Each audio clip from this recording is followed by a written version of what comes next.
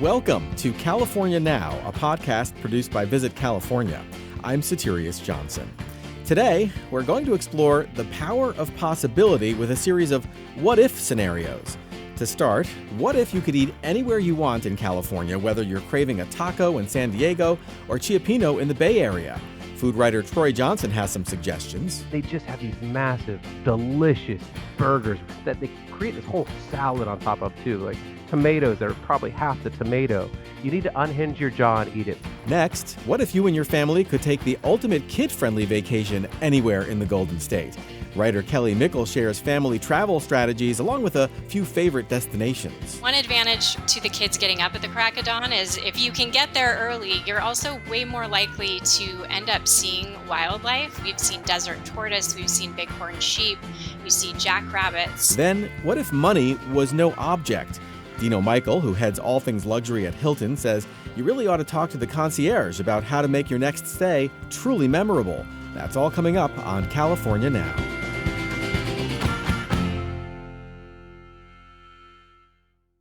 What if you could eat anything you want around California? The state is an amazing confluence of farm-fresh foods, creative culinary minds, and cultural diversity. My next guest is here to highlight some of the delicious possibilities in the San Diego area and around the state. Troy Johnson is a longtime writer for San Diego Magazine. You may also recognize him from such shows as Guy's Grocery Games with Guy Fieri, as well as Iron Chef. Welcome to California Now, Troy. Thank you so much for having me. Let's make ourselves hungry. I think that's definitely going to happen. So it sounds like you have a pretty cool job. I mean, finding the best food and telling people where to go to enjoy it. Just briefly, how did that come to be? I was not supposed to be here whatsoever.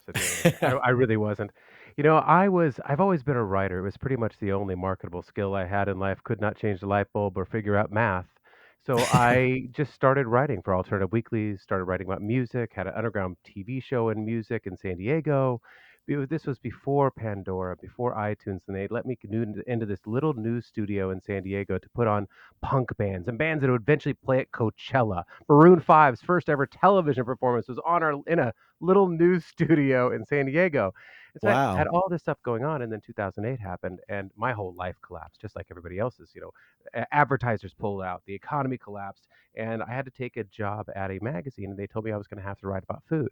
Now, my first gut feeling was absolutely not. This is the most horrible thing that's ever happened to me. It sounds like it's like grocery list poetry. Who wants to write about food? This sounds, something esoteric that only people with soft sweaters talk about.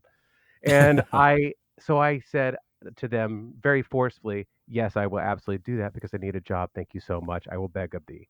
And I studied it and studied it and studied it and fell in love with it and started writing about it, and then ended up, filling out a little questionnaire that was sent out by Food Network. And I was done with TV. I thought it was a fickle beast, and I didn't want to get back in because I figured once my abs went away, I never really had abs. That's a trick statement. And once my abs went away and the teeth had lightly yellowed, I'd be out of the picture. But I decided to fill out this little questionnaire, and it made a couple people laugh. And they called me, and they gave me my own show called Crave on Food Network. And then that got canceled, but it became a late night hit. And they called me back and said, hey, do you want to do the show with Guy Fieri? And that was 6 years ago. I've been on 100 episodes as a judge. I've done Iron Chef once. I think I've been on Guy's Grocery Games since 1936.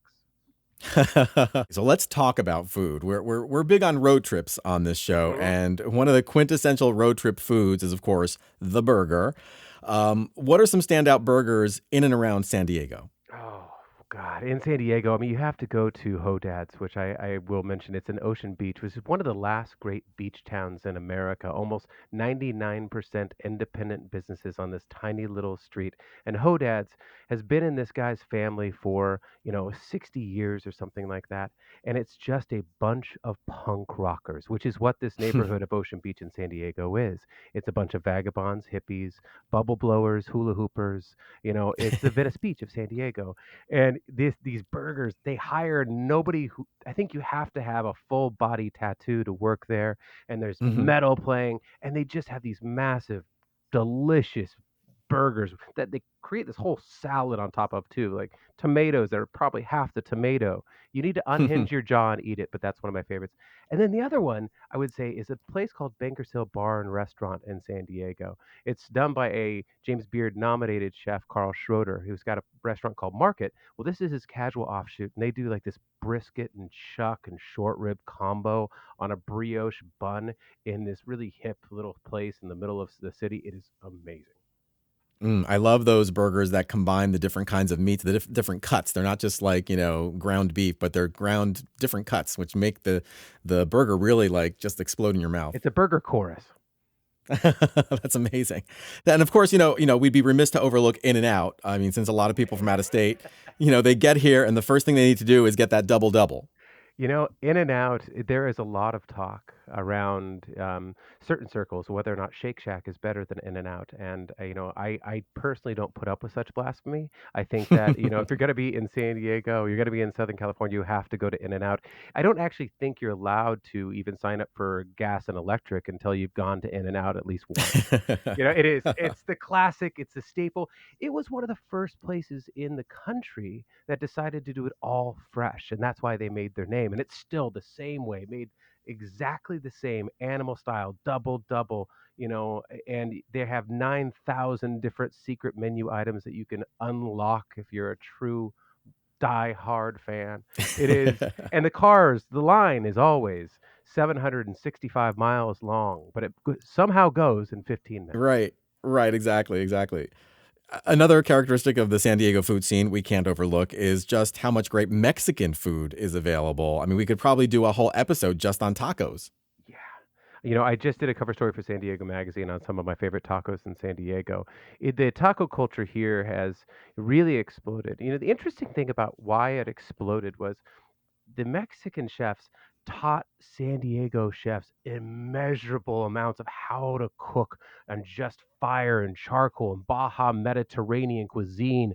And that was when our taco scene really took off.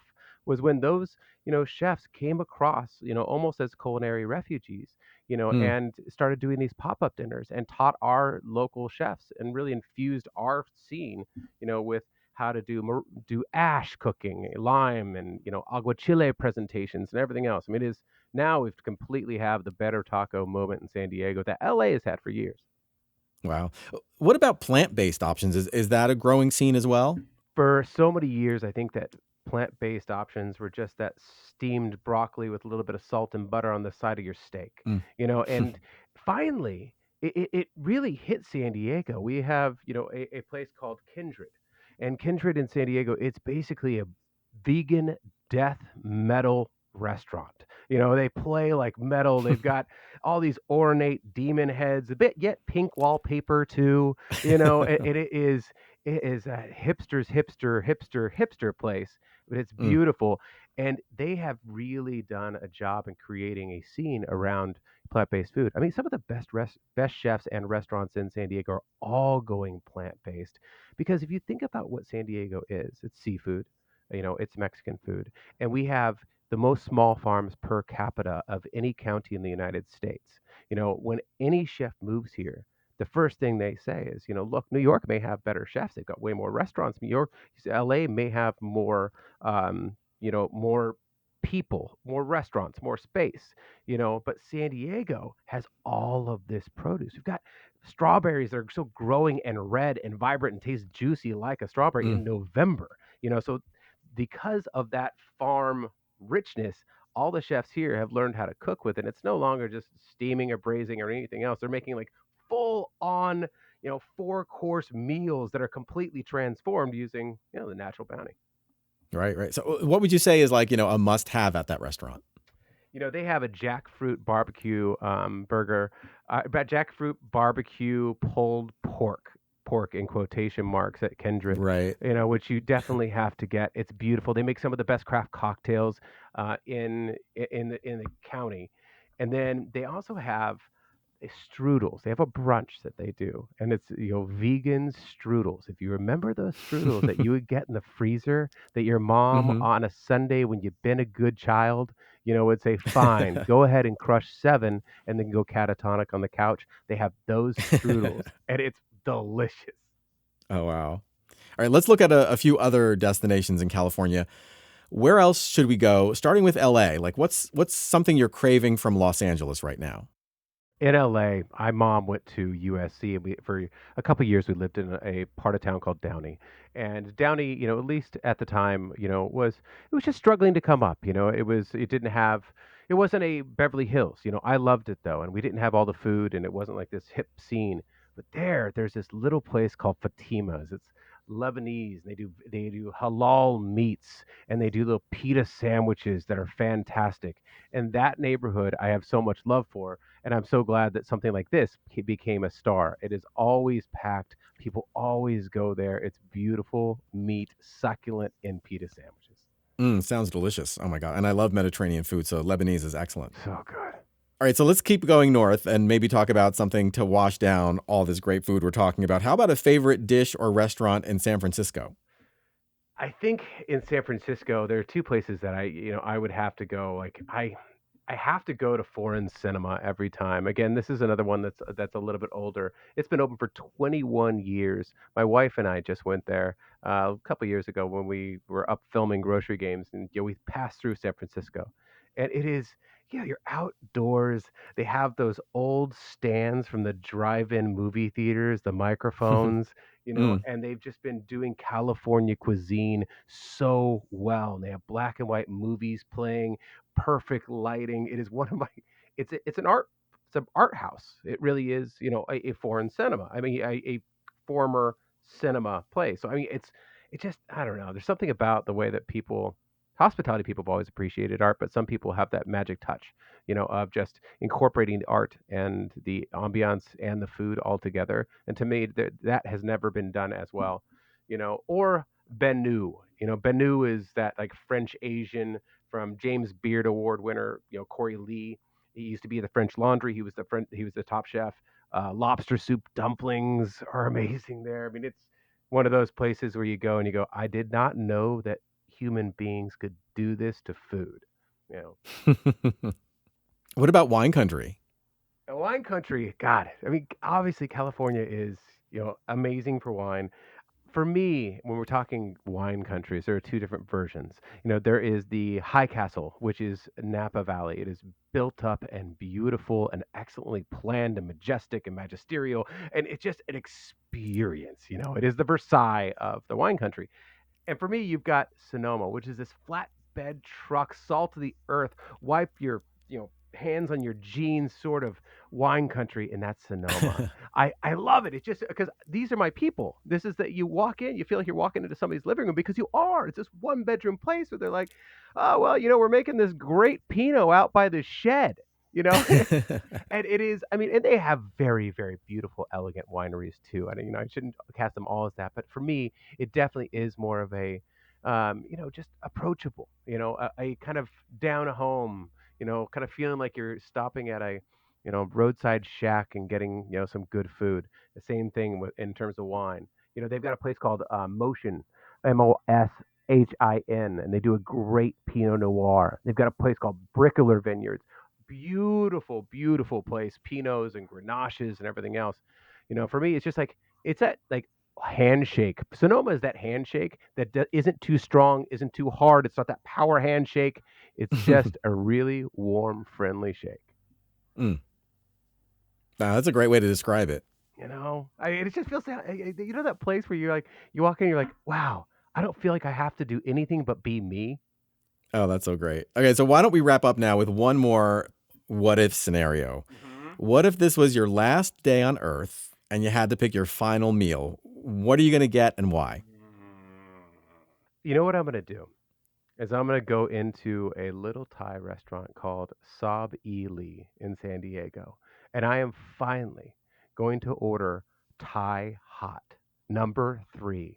Anything they do, it is one of the best little places on the planet. I will get their drunken noodles with roasted duck. And finally, I will say, because I'm dying tomorrow, I think I'm ready to try Thai hot number 3 because I've tried it before and I realized that I'm just not that special grade of human being that can tolerate this sort of pain. But it is. But Saab Ely, it's just again, it's one of those are the places that I love. Those are the places that Jonathan Gold, championed, Anthony Bourdain championed. Those little Hmm. holes in the wall. We have some of the best chefs in the country in California. But we have some of the best holes in the walls too. Where even though they may not have the James Beards, they may not have the Michelin stars, they are every bit as exciting and soulful and skilled cooks. You just got to know which hole to peek into. Oh my God. Troy, this has been really great. Thanks so much for joining us on California Now. Of course. Thank you. Troy Johnson writes about food for San Diego Magazine. He's on Instagram at HeyTroyJohnson. His website is heytroyjohnson.com, and check out the feed over on sandiegomagazine.com. As always, we'll have links to all the places we talked about on today's episode and lots more on our website, visitcalifornia.com/podcast. This is California Now.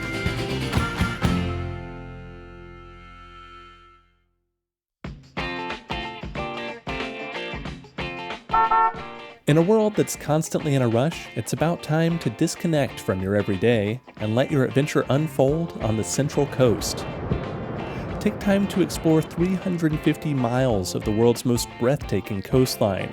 Dig your feet into the warm sand and watch the sun dip into the ocean.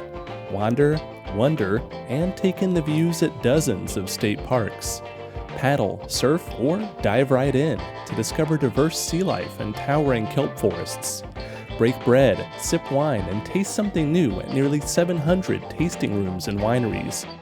Stroll back in time and learn about our region's rich history. It's about time you stop, relax, and smell the poppies. If you take the time, it will give you the time you need. And it's worth every second. It's about time you visited the Central Coast of California. Map out your adventure now at theoriginalroadtrip.com.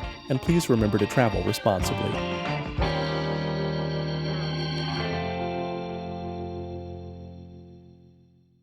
What if you and your family could take a vacation anywhere in California? Where would you go? What would you do? And how could you ensure that the adults on the trip have as much fun as the kids?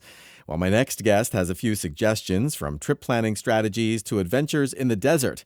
Kelly Mickle is a mom and an award-winning journalist who's written for the likes of LA Confidential, Condé Nast Traveler, and Sunset. Welcome to California Now, Kelly. Thanks so much. I'm happy to be here. So you have two kids, right? I do. I have a 3-year-old daughter and a 5-year-old son. Oh, how great. And what kinds of things do they like to do? They love pretty much any time that they can be outside exploring. So we tend to take them places like the beach and the desert where they can climb on rocks and make up stories. Oh, that's really great. So, before we actually get into any specific destinations for children and for itineraries, do you have any kind of overarching tips or strategies for parents thinking about a family trip in the Golden State? Well, I think number one for any parent traveling with kids is to lower your expectations. Traveling with kids is always an adventure, and sort of being prepared for the unexpected is key. I think booking ahead right now is important because with all the COVID precautions, there are a lot of limits on capacity. So I think there's going to be a lot of competition. So looking ahead and following people on social media can be really helpful because you can find the most up-to-date information there. That's really interesting. I've never thought about using social media follows as a trip planning tool, but that's actually a really great idea. Yeah, I find it's really helpful not only to get information from the actual place that you want to visit, but you can also follow along and see who's tagging them and sharing photos from their own experiences when they've visited. And so you can get kind of a better on the ground sense of what it's like and things that you can see and do while you're there. Now, I know kids tend to be early risers. Do you try to take advantage of that as well? Absolutely. I think that is one advantage to the kids getting up at the crack of dawn is if you can get there early, you're also way more likely to end up seeing wildlife. We find that especially in Joshua Tree National Park, there's so much more to see early in the morning. We've seen desert tortoise, we've seen bighorn sheep, you see jackrabbits, and you can just get a better sense of a place when it's a little quieter and there's more for them to see and explore and take it all in early in the morning. Do you have any other great advice? I think there's a tendency for adults to, when traveling with kids, to look for the shortest route or the quickest way to get somewhere, and oftentimes the scenic route is the best bet with kids. It's traveling with kids is always going to take a little bit longer, and so if you can take those stops and those pauses that you need to take for them and do something fun, whether that's exploring a little town and grabbing ice cream at an ice cream shop, or stopping to see elephant seals on your way up to Big Sur. There's so many quaint, cool little towns. And so kind of baking that into your trip and making that part of the experience, I think is really key, and finding things that are for not just the kids but also the adults. So if there's a great restaurant that also is sitting right on the beach so the kids can play in the sand while you can sit back and enjoy your food, I think the more that you can find activities that can appeal to everyone, the more that everyone will be able to relax and enjoy the trip.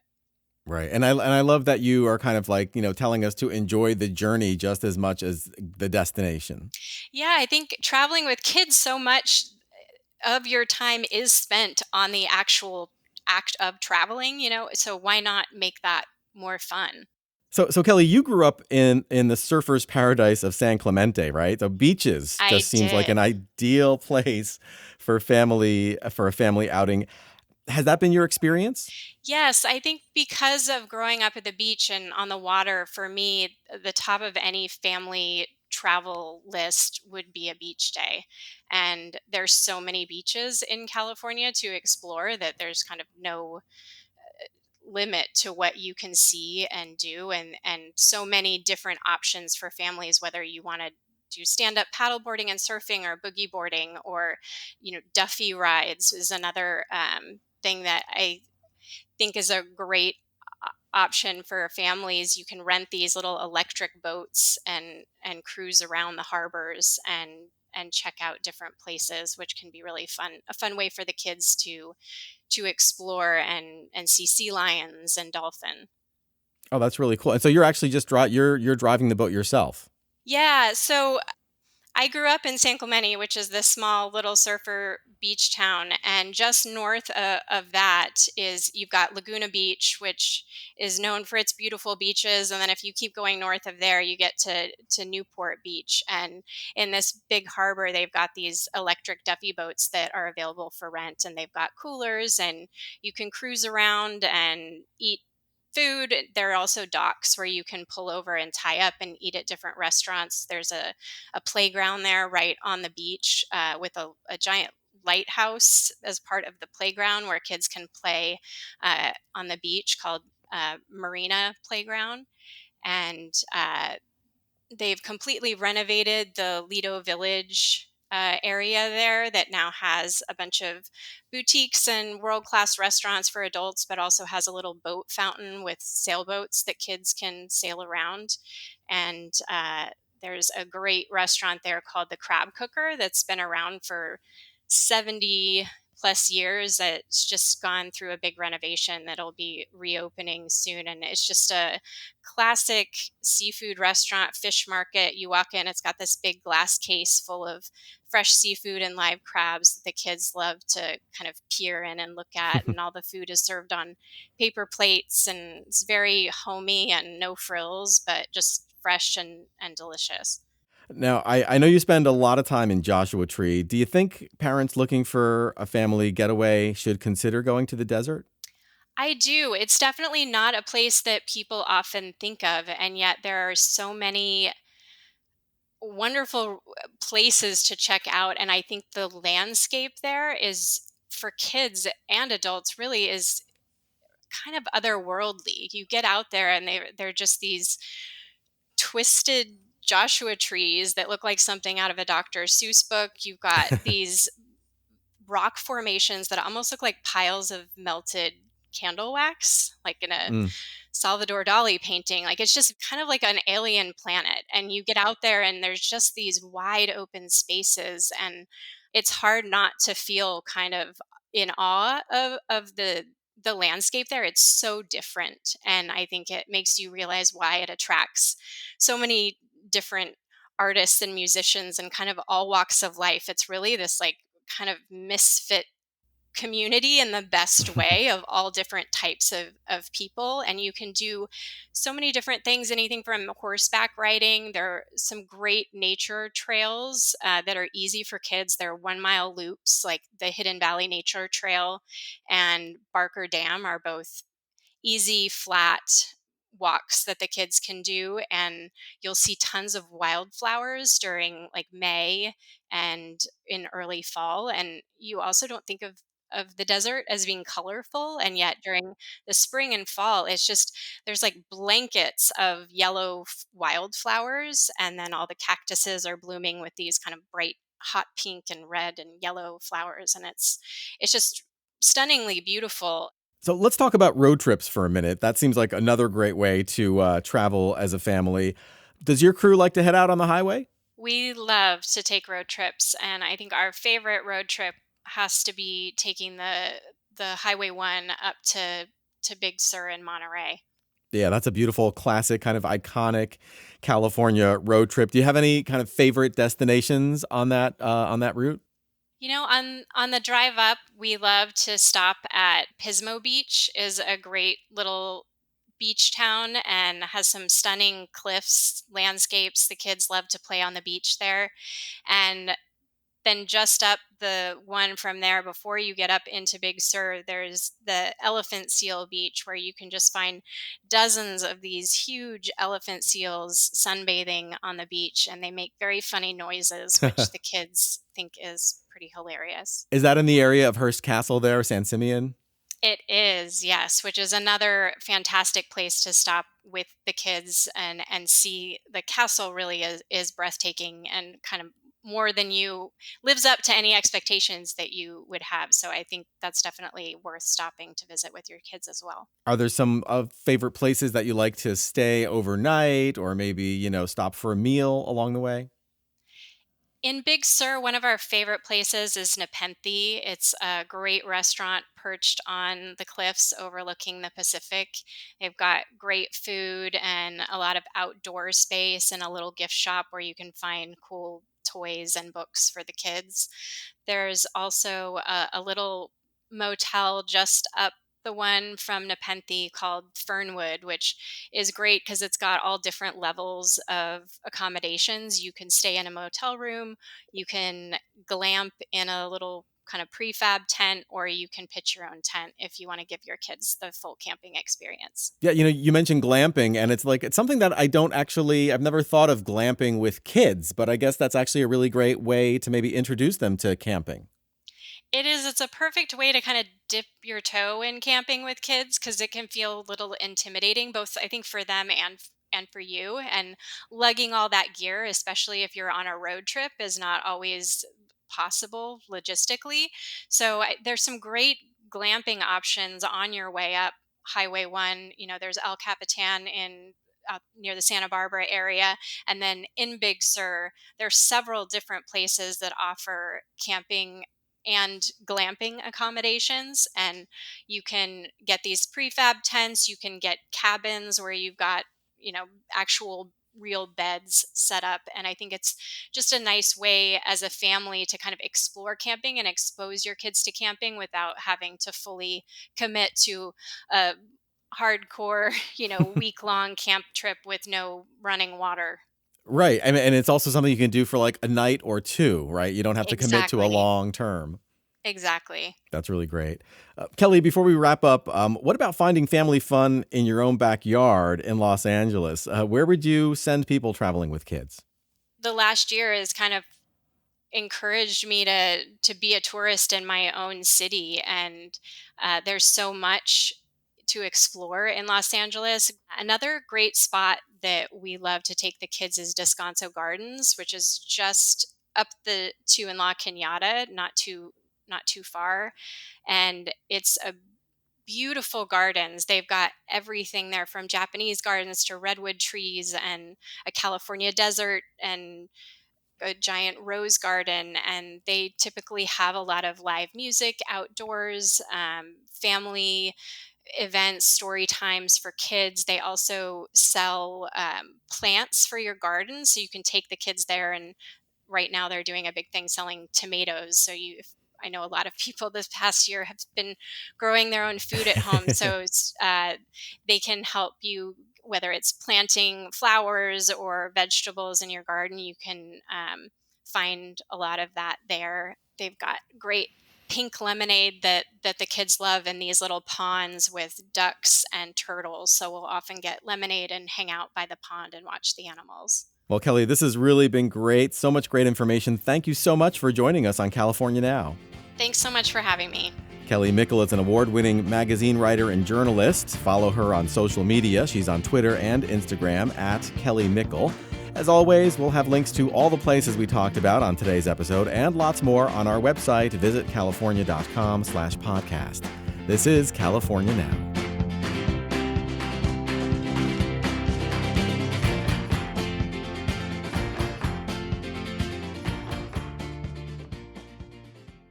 Here's an exciting what-if scenario. What if you decided to go all out on a California luxury splurge?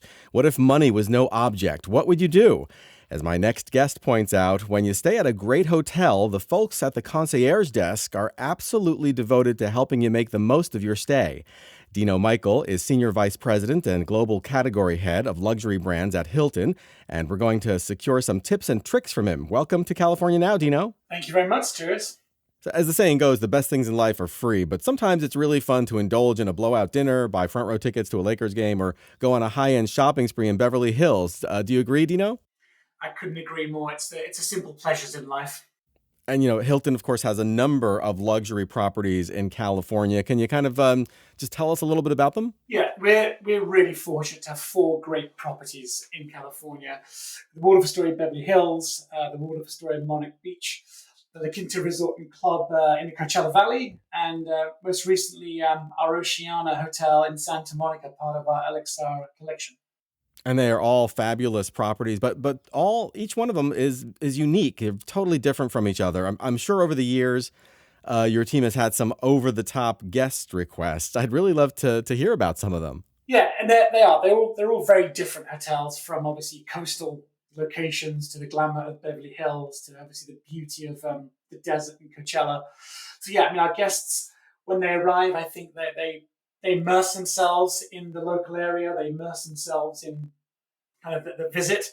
And I think there's no real limit to what they can do. I mean, some of those examples could be anything from a private viewing or a private retail experience at someone like Salvatore Ferragamo, where it's not only about purchasing new items, it's about learning the history of a brand, what matters to them, their craftsmanship, and really being able to delve deep into that brand. And I think, as we also, as a hotel brand, love to talk to people about our story and our history, so do our retail partners.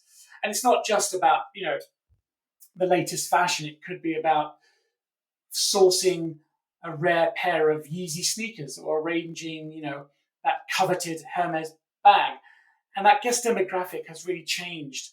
It's not only now the preserve, I guess, of the more mature guest who's, looking for something a bit unique. It could be a young, early 20s, someone in a hoodie looking for that rare, coveted, Supreme label. You mentioned the Santa Monica property. I'm not familiar with that one. Can you tell us a little bit about it? Yeah, it's a great hotel that recently joined our collection brand, LXR Hotels and Resorts. It's the Oceana. It's steps from the Pacific Ocean. It's kind of in a little discreet nook just up from the pier.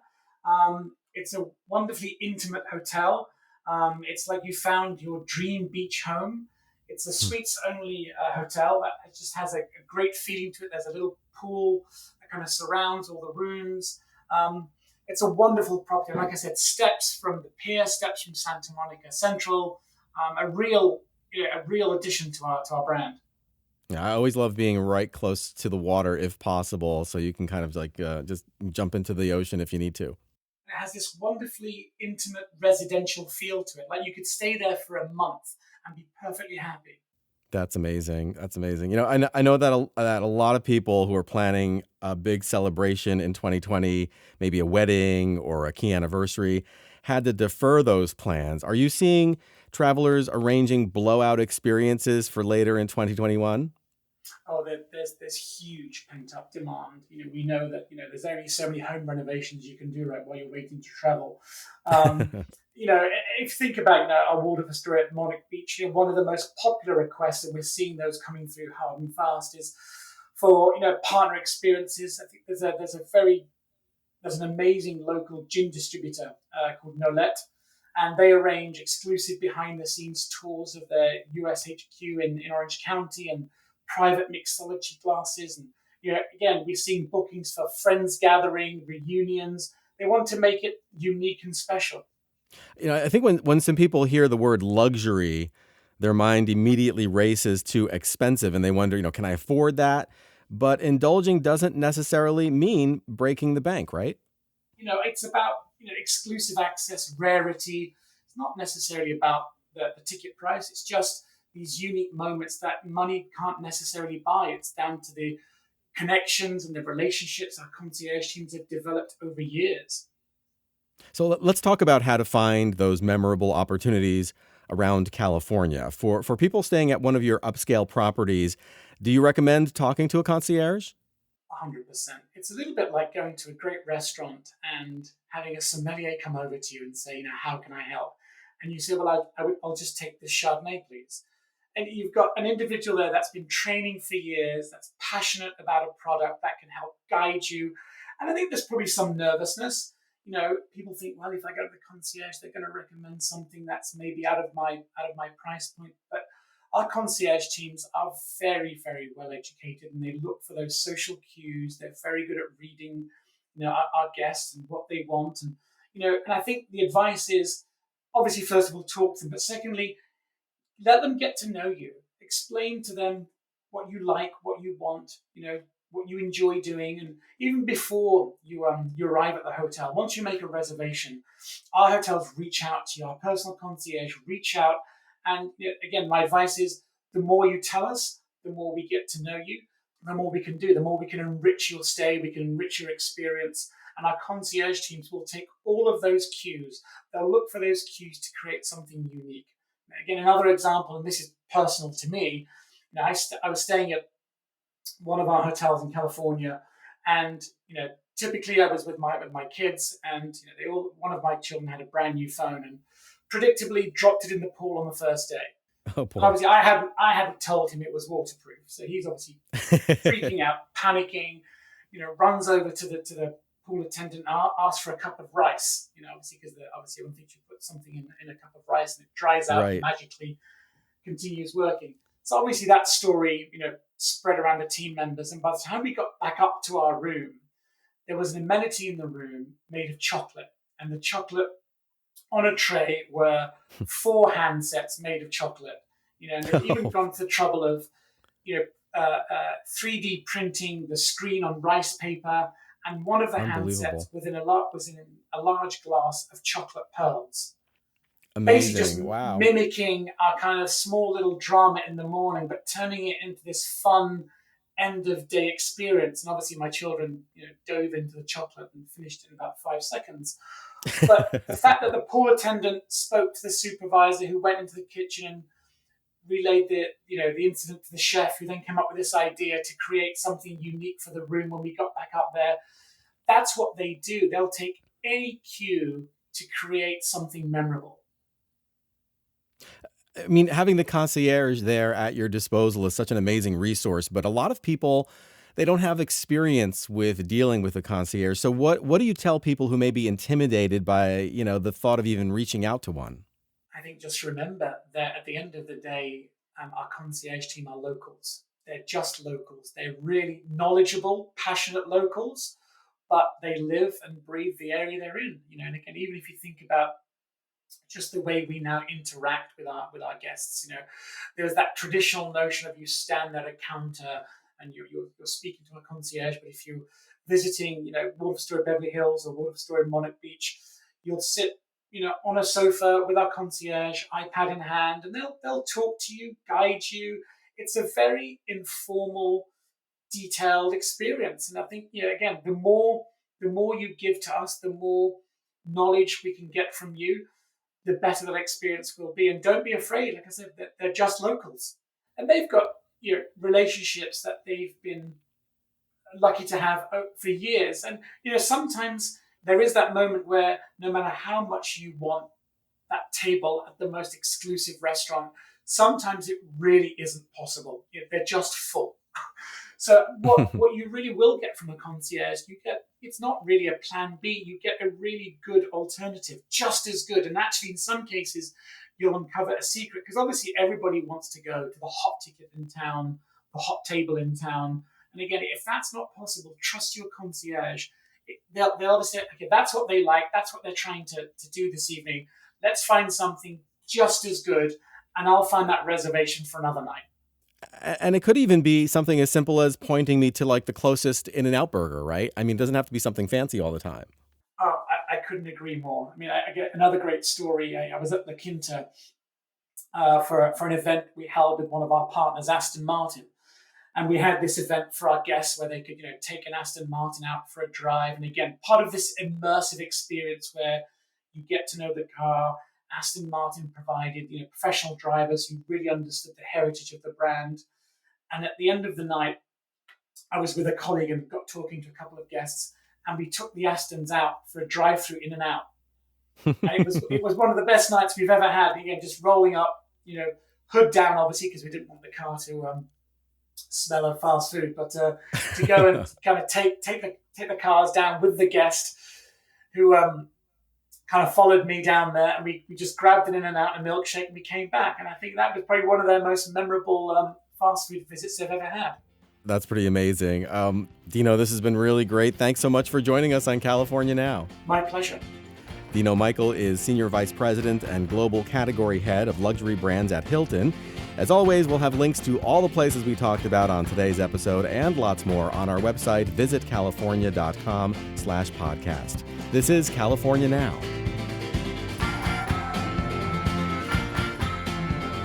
Thank you for listening to California Now. We hope you enjoyed this episode and get a chance to hit the road soon. This podcast is produced by Visit California. I'm your host, Soterios Johnson. You can find our show on iTunes and Stitcher. Please subscribe, and please check our website for the latest in the way of state travel advisories. It's visitcalifornia.com.